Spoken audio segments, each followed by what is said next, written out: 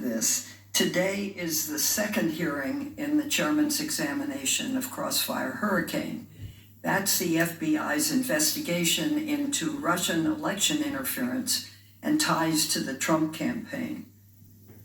Inspector General Horowitz confirmed after a 19-month investigation, the FBI had a legitimate basis to investigate whether the Trump campaign was involved in Russia's efforts to interfere in the 2016 election. Specifically, in late July 2016, Australian officials informed the FBI that Trump campaign advisor George Papadopoulos had advanced knowledge that Russia was willing to, quote, assist the Trump campaign, end quote, by anonymously releasing dirt on Clinton in the form of thousands of emails. The FBI learned this 1 week after WikiLeaks had released 20,000 emails that Russia had hacked from the computers of the Democratic National Committee. Given the circumstances, it was essential that the FBI investigate. Today's witness, former Deputy Attorney General Sally Yates, has said, Russia's attack on our election required both an investigation and a response. And as Inspector General Horowitz confirmed, the opening of the investigation had nothing to do with reporting from Christopher Steele, the so-called Steele dossier. That counterintelligence investigation, Crossfire Hurricane, eventually became the Mueller investigation. And former Deputy Attorney General Rod Rosenstein recently confirmed to this committee that the Steele dossier had nothing to do with the Mueller investigation either. Mueller's investigation detailed sweeping and systematic Russian interference in the 2016 election.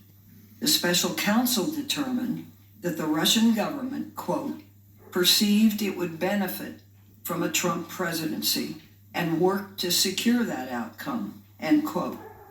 The Mueller investigation uncovered more than 120 contacts between the Trump campaign and individuals linked to Russia, revealing that the Trump campaign knew about, welcomed, and expected it would benefit electorally from Russia's interference.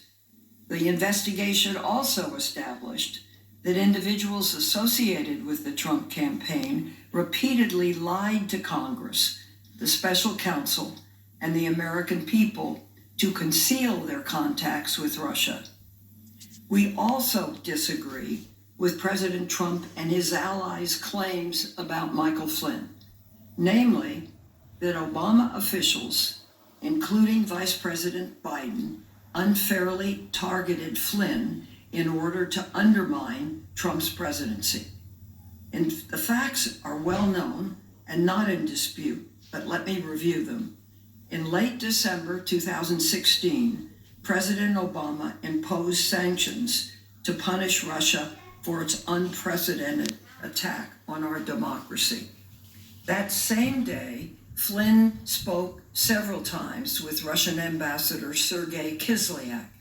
Transcripts of the calls reveal that Flynn urged Russia not to escalate matters, but to respond to U.S. sanctions in a, quote, reciprocal, end quote, or, quote, even-keeled, end quote, manner. Flynn did not express disapproval for Russia's interference in the election. Instead, he sent a clear message that the incoming administration was not interested in holding Russia accountable, a message that undermined U.S. policy.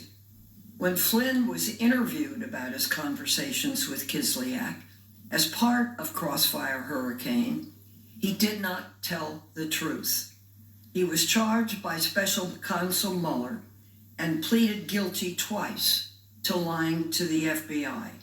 He stated in court under oath that his actions were wrong and that he accepted full responsibility for them.